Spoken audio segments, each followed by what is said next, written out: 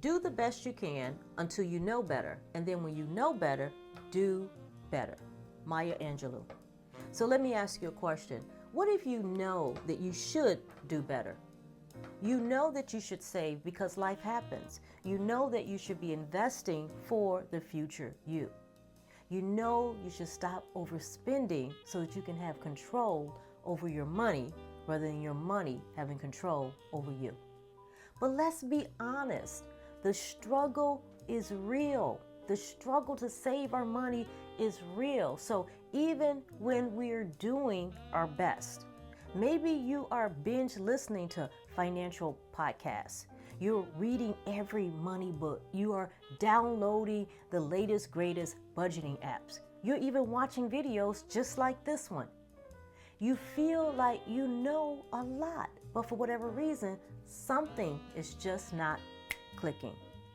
The answer, it's not another finance tip, another finance tool, nor another finance trick. The answer may actually lie in you doing a little bit of soul searching, because managing our money is more about managing ourselves.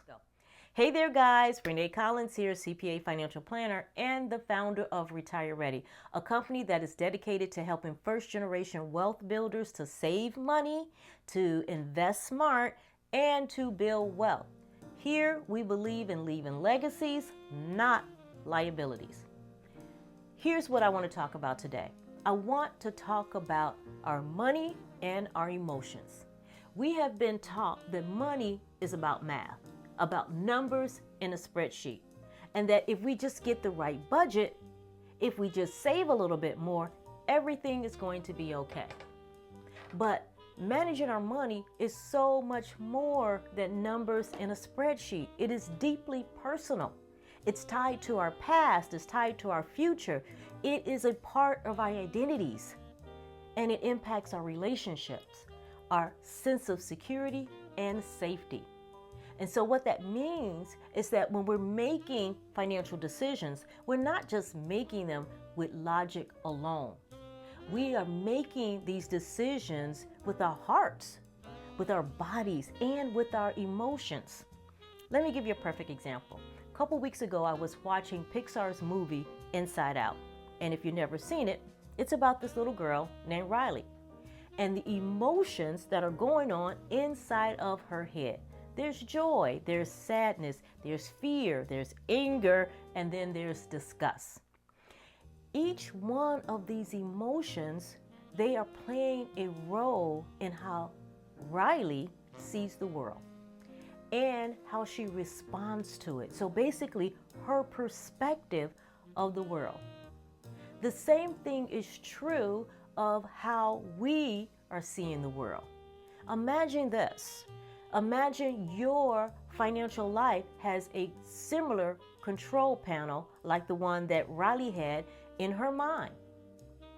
One day, joy is at the wheel, and you feel hopeful. You're excited about the future, and you're ready to invest in yourself. And then the next day, here's fear, taking control, and suddenly you're second guessing every decision. You're hoarding cash, or maybe you're even avoiding looking at the bills altogether. And then here comes sadness. It shows up, and now spending feels like a way for you to cope with whatever it is that you're dealing with. Maybe you just want to numb it a little bit so that you can feel better. And anger may look like a bit of revenge spending, some financial rebellion taking control. And you thinking things like, I work hard, I deserve this. And then here comes disgust. Disgust can sound like shame. Saying things like, wow, I should have known better. I'm smart, I'm a professional woman, I'm educated. What is wrong with me? Whatever emotions are showing up for you in a particular moment, the goal is not to silence these emotions, but to explore them, listen to them, lean into them with curiosity. Your emotions are telling you something. They're providing you with information. And when we can sit quietly then we can glean some wisdom from our emotions and allow that wisdom to guide your money choices. When you're making decisions, whether it's financial or otherwise, your emotions, they're all at the table and they're making those financial decisions right along with you, even if you're not aware of it. Because oftentimes we're making financial decisions from a subconscious level, just out of habit. And your emotions, they are operating these decisions. They're at the control panel. They're not the problem though. Your emotions, they're signals. It's information, and it's letting you know what direction you should be moving towards, or what direction maybe you should be moving away from. Your emotions, they help you to prioritize what is really important to you. And they'll tell you when something is off. When things just don't feel right, we can feel it. We can feel it in our bodies. That's that gut feeling that you have. You can feel it in your stomach. So instead of ignoring it, really ask yourself, what is going on for me in this moment? And then seek to align what it is that really matters to you. When you feel yourself going through this is what I want you to do. I want you to pause, I want you to feel, and then I want you to align. A simple 3-step check-in that you can use starting today. Pause, slow down, interrupt the autopilot. We are operating on autopilot, out of habit. But when you can slow down, you can interrupt that moment. And then I want you to feel. Name the emotion. What are you feeling in this moment?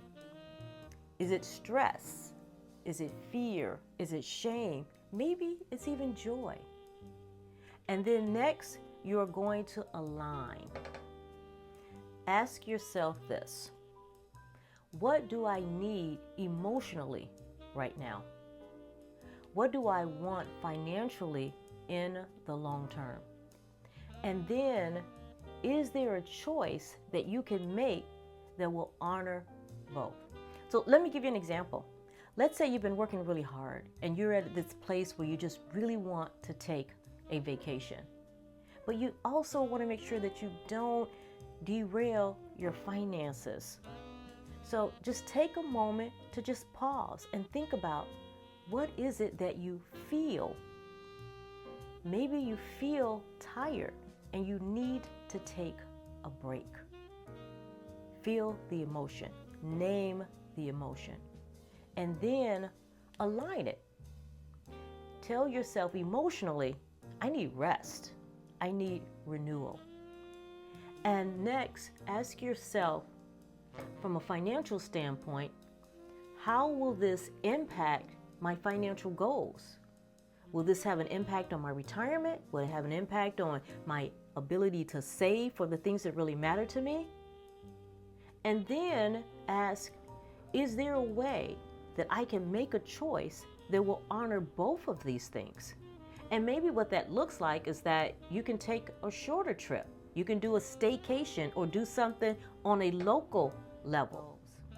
And remember, this is not about being perfect. It is about being present. It's about being aware and then giving yourself some grace, but also being intentional with your decision making and your money.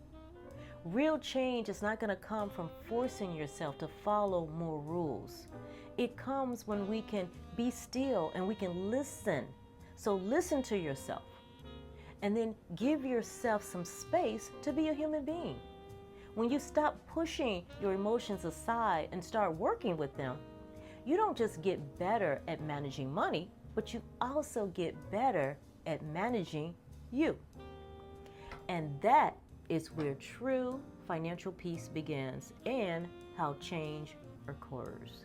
So anyway, guys, that's all that I have for this week. Go be great today. But don't forget to hit that subscribe button and don't forget to like this video. And if you feel like this video could help someone else out, please feel free to share it as well. Take care, and I'll see you again soon.